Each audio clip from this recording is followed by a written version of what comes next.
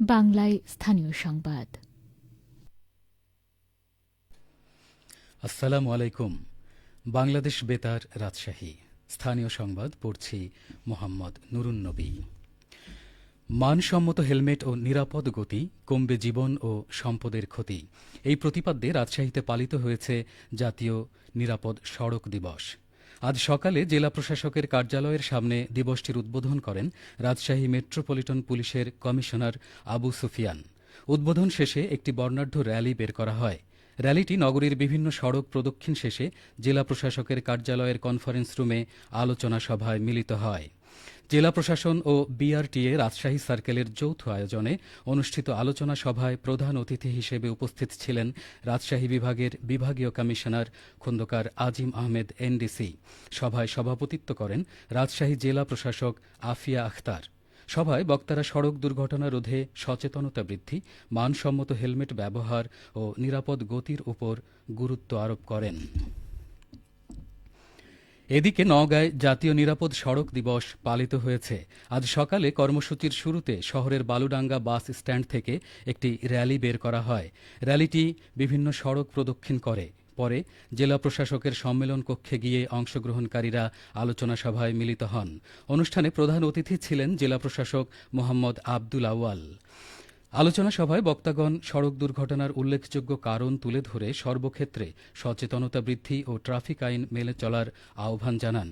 সভায় অতিরিক্ত জেলা ম্যাজিস্ট্রেট জান্নাত আরা তিথির সভাপতিত্বে বক্তব্য রাখেন civil surgeon doctor Aminul Islam, অতিরিক্ত পুলিশ সুপার জয়ব্রত পাল, নওগাঁ সড়ক বিভাগের নির্বাহী প্রকৌশলী রাশেদুল হক, নিরাপদ সড়ক চাই নওগাঁ জেলা শাখার সভাপতি ও নওগাঁ জেলা প্রেস ক্লাবের সভাপতি রায়হান আলম। রাজশাহী বিশ্ববিদ্যালয়ের দ্বাদশ সমাবর্তন 17 ডিসেম্বর বিশ্ববিদ্যালয়ের স্টেডিয়ামে অনুষ্ঠিত হবে।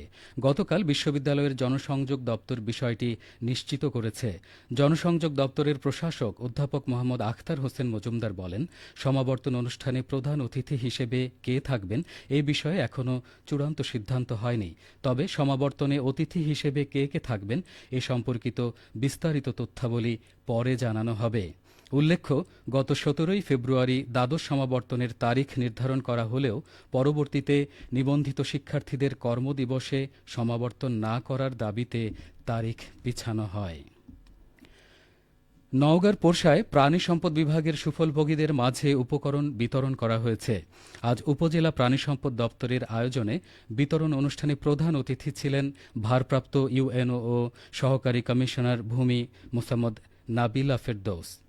সংশ্লিষ্টগণ বলেন, সমতল ভূমিতে বসবাসরত অনগ্রসর ক্ষুদ্র নৃগোষ্ঠীর আর্থসামাজিক ও জীবনমান উন্নয়নের লক্ষ্যে সমন্বিত প্রাণীসম্পদ উন্নয়ন প্রকল্পের আওতায় উপজেলার 200 জন সুবিধাভোগীর মাঝে 2 কেজি ছাগলের খাদ্য, 4টি করে সিমেন্টের পিলার, 2টি করে ঢেউটিন ও 5টি করে প্লাস্টিকের ম্যাট উপকরণ হিসেবে বিতরণ করা হচ্ছে।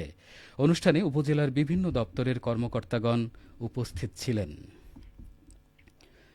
চাঁপাইনবাবগঞ্জের শিবগঞ্জে পদ্মা নদীতে মা ইলিশ সংরক্ষণ অভিযানে 800 মিটার কারেন্ট জাল ধ্বংস করা হয়েছে।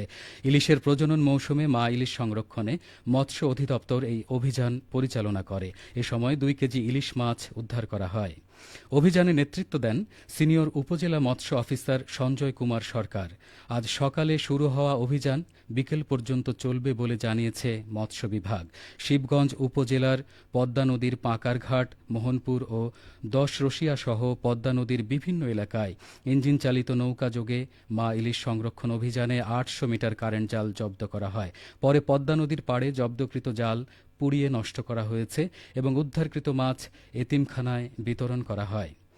শিবগঞ্জ উপজেলা মৎস্য অফিসার সঞ্জয় কুমার সরকার বলেন, মা ইলিশ সংরক্ষণে যৌথভাবে প্রতিদিন অভিযান পরিচালিত হচ্ছে এবং এই অভিযান আগামী 25 অক্টোবর পর্যন্ত অব্যাহত থাকবে।